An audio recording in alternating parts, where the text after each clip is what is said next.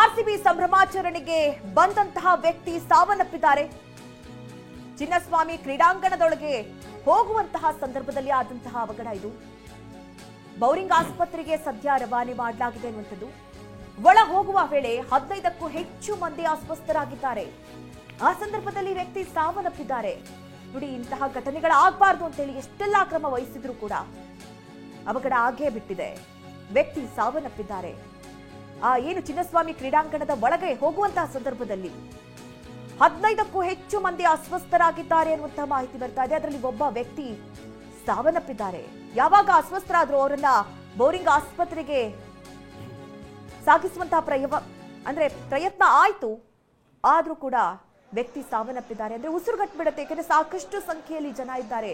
ಅದರಲ್ಲೂ ನೂಕು ನುಗ್ಲು ಉಂಟಾಗ್ತಾ ಇದೆ. ನಾವು ಆಗ್ಲೇ ಗಮನಿಸಿದ್ವಿ ಯಾವ ರೀತಿ ಜನ ಎಕ್ಸೈಟೆಡ್ ಆಗಿದ್ದಾರೆ ಅಂತಂದ್ರೆ, ಒಂದ್ ರೀತಿ ಇಷ್ಟು ದೊಡ್ಡ ಮಟ್ಟದ ಕ್ರೌಡ್ ಇದೆ, ಅದ್ರ ಮಧ್ಯದಲ್ಲಿ ಯಾವ ರೀತಿ ಹೋಗ್ಬೇಕು, ಏನು ಆ ಗೇಟ್ ಅನ್ನ ದಾಟಿ ಬರುವಂತಹ ಪ್ರಯತ್ನ. ಪೊಲೀಸರು ಎಷ್ಟೇ ತಡೆ ಹಿಡಿದ್ರು ಕೂಡ ಅದನ್ನ ಮೀರಿ ಬರುವಂತಹ ಪ್ರಯತ್ನ. ನೋಡಿ, ಆ ಗೇಟ್ ಅನ್ನ ದಾಟುವಂತಹ ಸಂದರ್ಭದಲ್ಲಿ 15ಕ್ಕೂ ಹೆಚ್ಚು ಜನ ಅಸ್ವಸ್ಥರಾದ್ರು. ಆ ಸಂದರ್ಭದಲ್ಲಿ ಒಬ್ಬ ವ್ಯಕ್ತಿ ಸಾವನ್ನಪ್ಪಿದ್ರು. ಇದೊಂದು ರೀತಿ ಹುಚ್ಚು ಅಭಿಮಾನ. ಇದನ್ನೇ ಅವಾಗ್ಲಿಂದ ನಾವು ಬೇಡ ಅಂತ ಹೇಳ್ತಾ ಇದ್ದಿದ್ದು.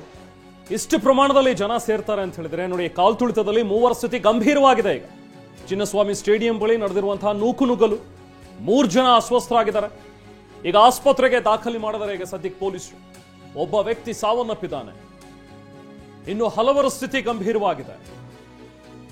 ನೀವೊಂದು ಕಾರ್ಯಕ್ರಮ ಮಾಡ್ತಾ ಇದ್ದೀರಿ ಅಂತ ಹೇಳಿದ್ರೆ ನೀವು ಫಸ್ಟ್ ಏನ್ ವ್ಯವಸ್ಥೆ ಮಾಡ್ಕೊಂಡಿದ್ದೀರಿ ಅನ್ನೋದನ್ನ ನೋಡ್ಬೇಕಲ್ವಾ. ಇಷ್ಟು ಸಂಖ್ಯೆಯಲ್ಲಿ ಜನ ಬರ್ತಾರೆ ಅನ್ನುವಂಥ ಒಂದು ಅಂದಾಜು ನಿಮಗಿರ್ಲಿಲ್ವಾ? ನಾನು ಬೆಳಗ್ಗೆಯಿಂದಲೂ ಕೂಡ ಮಾತಾಡುವಾಗ ಇದನ್ನ ಹೇಳ್ತಾ ಇದ್ದೆ. ಸೆಲೆಬ್ರೇಷನ್ ಒಂದು ಕಡೆ, ಹೌದು, ಅಫ್ಕೋರ್ಸ್ ಆರ್ಸಿಬಿ 18 ವರ್ಷಗಳ ಬಳಿಕ ಗೆಲುವನ್ನ ಕಂಡಿದೆ. ಅಭಿಮಾನಿಗಳಲ್ಲಿ ಆ ಸಂಭ್ರಮ ಇದೆ. ಬಟ್ ಸರ್ಕಾರದ ವತಿಯಿಂದ ಒಂದು ಕಾರ್ಯಕ್ರಮವನ್ನು ನಾವು ಮಾಡ್ತಾ ಇದ್ದೀವಿ ಅಂತ ಹೇಳಿದಾಗ, ವಿಧಾನಸೌಧ ಮುಂಭಾಗ, ಅದು ಓಪನ್ ಗ್ರೌಂಡ್ ಅಲ್ಲಿ, ಓಪನ್ ಏರ್ ನಲ್ಲಿ ನಾವು ಮಾಡ್ತೀವಿ ಅಂತ ಹೇಳಿದಾಗ ನಾವು ಏನ್ ವ್ಯವಸ್ಥೆಯನ್ನ ಮಾಡ್ಕೊಂಡಿದೀವಿ ಫಸ್ಟ್ ಆಫ್ ಆಲ್ ಅದನ್ನ ನೋಡ್ಬೇಕಾಗತ್ತೆ. ಪೊಲೀಸ್ ಆಫೀಸರ್ಸ್ ಅವ್ರನ್ನ ತಡೆಯಕ್ಕೆ ಬಂದ್ರೆ ಅವ್ರನ್ನ ಸೇರಿಸ್ಕೊಂಡು ಡಾನ್ಸ್ ಮಾಡ್ತಾ ಇದ್ದಾರೆ. ಸೊ ಹೀಗೆ ನೋಡಿ, ಈಗ ಗೇಟ್ ಹತ್ತೋಕ್ ಹೋಗಿ ಕಾಲ್ ಮುರಿದುಕೊಂಡಿದ್ದಾನೆ ಒಬ್ಬ ಯುವಕ. ಸದ್ಯ ಸ್ನೇಹಿತರ ಸಹಾಯದಿಂದ ಹೊರಗಡೆ ಹೋಗಿದ್ದಾನೆ. ಈಗ ಯುವಕನನ್ನ ಕರ್ಕೊಂಡು ಹೋಗಿದ್ದಾರೆ ಈಗ ಆಸ್ಪತ್ರೆಗೆ. ಯಾಕೆ ಅಂತ ಹೇಳಿದ್ರೆ ಸ್ಟೇಡಿಯಂ ಒಳಗೆ ಪ್ರವಾಹದಂತೆ ನುಗ್ತಾ ಇದ್ದಾರೆ ಅಭಿಮಾನಿಗಳು. ಹೈಕೋರ್ಟ್ ಮೇಲೆ ಹತ್ತುತ್ತಾರೆ. ನೋಡಿ, ನೂಕುನುಗ್ಗಲಿಗೆ ಮತ್ತೊಬ್ಬ ಅಭಿಮಾನಿ ಸಾವನ್ನಪ್ಪಿದ್ದಾನೆ ಅನ್ನುವಂಥದ್ರ ಬಗ್ಗೆ ಒಂದು ದುರದೃಷ್ಟಕರವಾದಂತಹ ಒಂದು ನ್ಯೂಸ್, ವೆರಿ ಬ್ಯಾಡ್ ನ್ಯೂಸ್. ಇವತ್ತು ಈಗ ನೂಕುನುಗ್ಗಲಿನಲ್ಲಿ ಮತ್ತೊಬ್ಬ ಅಭಿಮಾನಿ ಸಾವನ್ನಪ್ಪಿದ್ದಾನೆ. ನಾವ್ ಯಾವ್ದಾಗಬಾರದು ಅಂತ ಹೇಳಿ ಬೆಳಗ್ಗೆಯಿಂದಲೂ ಕೂಡ ಮಾತಾಡ್ತಾ ಇದ್ವು. ಆ ಘಟನೆಗಳೀಗ ಸಂಭವಿಸ್ತಾ ಇರುವಂತದ್ದು ನಿಜಕ್ಕೂ ಬೇಸರದ ಸಂಗತಿ. ಅವಾಯ್ಡ್ ಮಾಡಿ, ಆ ಜಾಗಕ್ಕೆ ಹೋಗ್ಬೇಡಿ. ಹೆಚ್ಚಿನ ಸಂಖ್ಯೆಯಲ್ಲಿ ಜನ ಇದ್ದಾರೆ, ಮತ್ತಷ್ಟು ಜನ ಬರಬೇಡಿ ಅಂತೇಳಿ ಎಷ್ಟೇ ಹೇಳಿದ್ರು ಕೂಡ ಕೇಳ್ತಾ ಇಲ್ಲ ಜನ. ನೂಕುನುಗ್ಗಲು ಉಂಟಾಗ್ತಾ ಇದೆ. ಇದು ನಿಜಕ್ಕೂ ದುರದೃಷ್ಟಕರ. ಮತ್ತೊಂದು ದುರಂತ, ಬೆಂಗಳೂರಿನಲ್ಲಿ ಮತ್ತೊಬ್ಬ ಅಭಿಮಾನಿ ಸಾವನ್ನಪ್ಪಿದ್ದಾನೆ ಅನ್ನುವಂಥ ಒಂದು ವಿಚಾರ.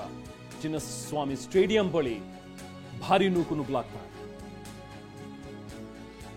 ನೋಡಿ, ಇಬ್ಬರು ಸಾವನ್ನಪ್ಪಿದ್ದಾರೆ ಅಂತ ಹೇಳಿದ್ರೆ ಅಮಾಯಕ ಜೀವಗಳು, ಅಭಿಮಾನಿಗಳು ಗಂಭೀರವಾಗಿದೆ ಅಂತ ಹೇಳ್ತಾ ಇದ್ದಾರೆ.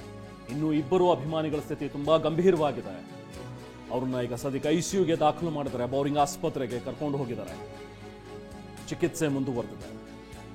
ದಯವಿಟ್ಟು ಸಂಯಮದಿಂದ ವರ್ತಿಸಿ. ಯಾರೂ ನೂಕುನುಗ್ಗಲು ಮಾಡ್ಕೋಬೇಡಿ. ಅಭಿಮಾನಿಗಳಿಗೋಸ್ಕರ ಅಂತಾನೆ ಕಾರ್ಯಕ್ರಮವನ್ನ ಹಮ್ಮಿಕೊಂಡಿದ್ದಾರೆ. ಆದ್ರೆ ನೀವೇ ಹೀಗೆ ಬಿಹೇವ್ ಮಾಡಿದ್ರೆ ಹೇಗೆ? ಆ ಗೆಲುವಿನ ಸಂಭ್ರಮವಾಗಿರ್ಲಿ.